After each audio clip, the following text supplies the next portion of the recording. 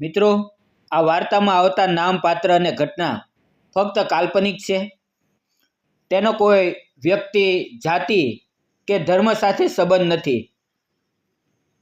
આ વાર્તા ફક્ત મનોરંજન અને શૈક્ષણિક ઉદ્દેશથી બનાવવામાં આવી છે. તો ચાલો વાર્તા શરૂ કરીએ. મિત્રો, હું સવારે ઓફિસે જઈ રહ્યો હતો ત્યારે બસમાં ખૂબ જ ભીડ હતી. એટલે હું બસમાં ઊભો હતો.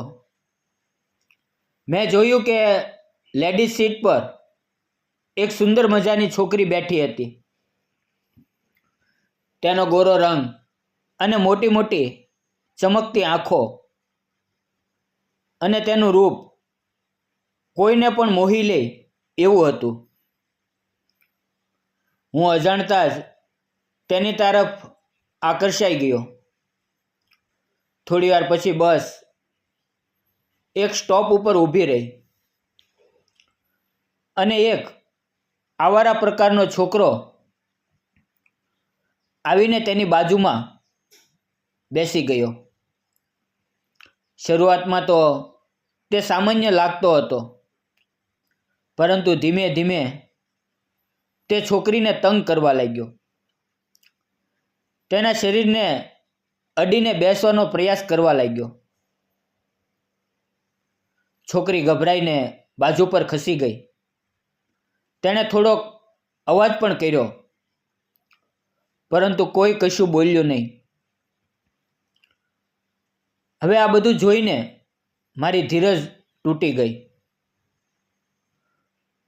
હું તેની પાસે ગયો અને તે છોકરાને એક જોરદાર થપ્પડ મારી. હવે આખી બસમાં બધા મને જોઈ રહ્યા હતા. તે છોકરીએ પણ મારી તરફ જોયું અને પછી તે ધીમે ધીમે હસી. મિત્રો, મારું નામ સમીર છે. હું એક પ્રાઇવેટ કંપનીમાં નોકરી કરું છું અને હું શહેરમાં રહું છું. ભણવાનું પૂરું કરીને હું શહેરમાં આવ્યો. અહીંયા મને એક સારી કંપનીમાં નોકરી મળી ગઈ. અત્યારે મારી ઉંમર 28 વર્ષની છે. એટલે ઘરના લોકોએ મારા માટે છોકરી જોવાનું શરૂ કર્યું. હું રોજ બસથી મુસાફરી કરું છું. આજે પણ હંમેશાની જેમ હું બસમાં ઓફિસે જતો હતો. આજે બસમાં ખૂબ જ ભીડ હતી. મને બેસવા માટે જગ્યા ન મળી, એટલે હું લોખંડની એંગલ પકડીને ઊભો રહ્યો. મારી બાજુમાં લેડીઝ સીટ હતી.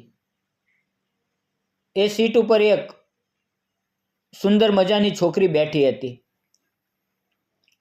તેની બાજુની જગ્યા ખાલી હતી, પરંતુ તે લેડીઝ સીટ હોવાથી હું ત્યાં બેસી શક્યો નહીં. ત્યારે બીજા બસ સ્ટોપ ઉપરથી એક છોકરો બસમાં ચડ્યો.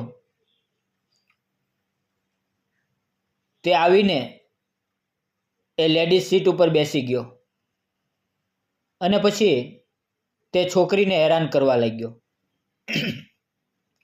છોકરી થોડી બાજુમાં ખસી ગઈ, પરંતુ એ છોકરો ઈરાદાપૂર્વક તેની પાસે ઘસાઈને બેસવાનો પ્રયાસ કરતો રહ્યો. છોકરીએ તેને એકવાર સમજાવ્યું, પણ તેણે તેની વાત સાંભળી નહીં અને વધારે તે તેની ઉપર હાથ મૂકવા લાગ્યો. ત્યારે છોકરીએ જોરથી ચીસ પાડી. બસના બધા મુસાફરો એની તરફ જોયું, પરંતુ કોઈ બોલ્યું નહીં. પણ મને બહુ ગુસ્સો આવ્યો. હું તરત જ તે છોકરા પાસે ગયો અને તેને એક જોરદાર થપ્પડ મારી દીધી. તે તરત જ શાંત થઈ ગયો. પછી તે ચહેરો ઝુકાવીને બેસી ગયો અને આગળના સ્ટોપ પર તે ઉતરી ગયો. છોકરીએ મારી તરફ જોયું અને તેણે મને એક મીઠું સ્મિત આપ્યું અને થેન્ક યુ કહ્યું. થોડા સ્ટોપ પછી તે પણ ઉતરી ગઈ અને હું પણ મારું સ્ટોપ આવ્યું એટલે ઉતરી ગયો. હું ઓફિસે પહોંચ્યો, પણ આખો દિવસ મારું મન લાગતું નહોતું. મને વારંવાર તેનું સ્મિત અને તેની આંખો, તેનો ચહેરો મારી નજર સામે ફરતો હતો. હું સાંજે ઘરે ગયો, મેં ભોજન લીધું અને સૂવા ગયો. પરંતુ ઊંઘ આવતી નહોતી. આખી રાત મને તેની યાદ આવતી રહી. હું બીજે દિવસે ફરી બસમાં ચડ્યો. મારી આંખો હવે તે છોકરીને શોધતી હતી. થોડા સ્ટોપ પછી તે છોકરી બસમાં ચડી. ધીમે ધીમે તે મારી બાજુમાં ઊભી રહી ગઈ. હું સીટ ઉપર બેઠો હતો એટલે હું તરત બોલ્યો, ઊભો થયો અને બોલ્યો અને તેને બેસવાનું કહ્યું. તેણે ના પાડી, પણ મેં આગ્રહ કર્યો એટલે તે બેસી ગઈ. બસની બારીમાંથી ઠંડી હવા આવતી હતી. તેના ચહેરા પર મીઠું સ્મિત હતું. તે મને વારંવાર છુપાઈને મારી તરફ જોઈ રહી હતી. હવે આમ રોજ બસમાં અમારી મુલાકાત થતી. અમે એકબીજાને જગ્યા આપતા અને બસ આંખોથી વાતો કરતા. એક દિવસ બસમાં ખૂબ જ ઓછા લોકો હતા. આજે તેણે સુંદર મજાનો પંજાબી ડ્રેસ પહેર્યો હતો અને આજે તે ખૂબ જ સુંદર લાગી રહી હતી. તે મારી બાજુમાં આવીને બેસી ગઈ અને મને પૂછ્યું, તમારું નામ શું છે? મેં કહ્યું, મારું નામ સમીર છે. તે હસતા હસતા બોલી, ખૂબ જ સુંદર નામ છે. પછી મેં પણ તેને પૂછ્યું કે તમારું નામ શું છે? તે બોલી, મારું નામ રાધા છે. મેં કહ્યું, તમારું નામ પણ ખૂબ સુંદર છે. આમ અમારી વાતચીત શરૂ થઈ ગઈ. મેં તેને કહ્યું, આજે તમે ખૂબ સુંદર લાગો છો. મારી વાત સાંભળીને તે શરમાઈ ગઈ. મેં તેને વધારે પૂછ્યું, આજે કોઈ ખાસ દિવસ છે? તે બોલી, હા, આજે મારો જન્મદિવસ છે. મેં તરત જ હાથ આગળ વધારીને કહ્યું, happy returns of the day. અમારા હાથ એકબીજાને સ્પર્શ્યા. પછી મેં મજાકમાં કહ્યું, તમારે આજે મને પાર્ટી આપવી પડશે. તે હસતા હસતા બોલી, હા જરૂર. અને તેણે કહ્યું, સાંજે 6 વાગ્યે અમૃત હોટલમાં આવજો. તેની વાત સાંભળીને હું ચકિત થઈ ગયો. હજી અમારી ઓળખાણ નવી નવી હતી અને તે મને આમંત્રણ આપી રહી હતી, પણ મેં હા પાડી. સાંજે 6 વાગ્યે હું હોટલે પહોંચી ગયો. થોડી વાર પછી રાધા પણ હોટલે આવી. અમે બંને ટેબલ પર બેઠા. મેં તેને સરપ્રાઈઝ તરીકે હાથની ઘડિયાળ ગિફ્ટ આપી. તે ખૂબ જ ખુશ થઈ ગઈ. પછી અમે બંનેએ કોફી પીધી. જ્યારે અમે બંને બહાર નીકળ્યા ત્યારે તેણે મારો નંબર લીધો અને પછી રાત્રે તેણે મને ફોન કરીને કહ્યું, આજે મારા જીવનનો સૌથી સુંદર ઉપહાર તમે આપ્યો છે.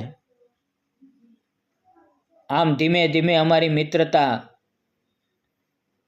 નજીક આવી ગઈ અને હવે મિત્રતા પ્રેમમાં બદલાઈ ગઈ હતી. પણ હું તેને કહેવામાં ડરતો હતો. એક દિવસ મેં હિંમત કરીને એને ઘરે બોલાવી. તે દિવસે તે ખૂબ સુંદર લાગી રહી હતી. અમે બંને બેઠા બેઠા ચા પી રહ્યા હતા. તે સમયે તેણે અચાનક મને પૂછ્યું, તમને કઈ પ્રકારની છોકરી ગમે છે? અને મેં તેને કહ્યું, બિલકુલ તમારા જેવી. મારી વાત સાંભળીને તે શરમાઈ ગઈ. મેં તેનો હાથ પકડીને કહ્યું, રાધા, હું તને ખૂબ પસંદ કરું છું. તને પ્રેમ કરું છું. શું તું મારી સાથે લગ્ન કરીશ? મારી વાત સાંભળી અને તેની આંખોમાં આંસુ આવી ગયા.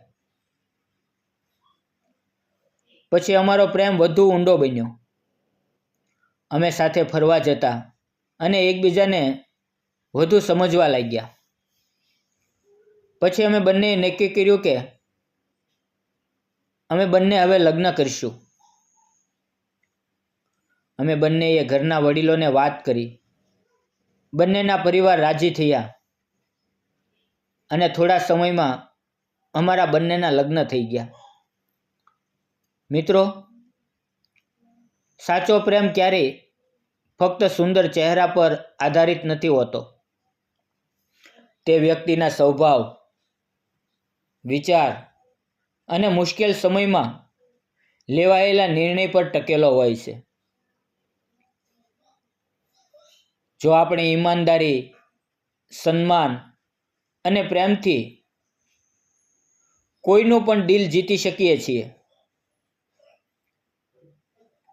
એક સંબંધ ધીમે ધીમે મિત્રતાથી પ્રેમમાં અને પછી આખી જિંદગીના બંધારણમાં બદલાઈ જાય છે.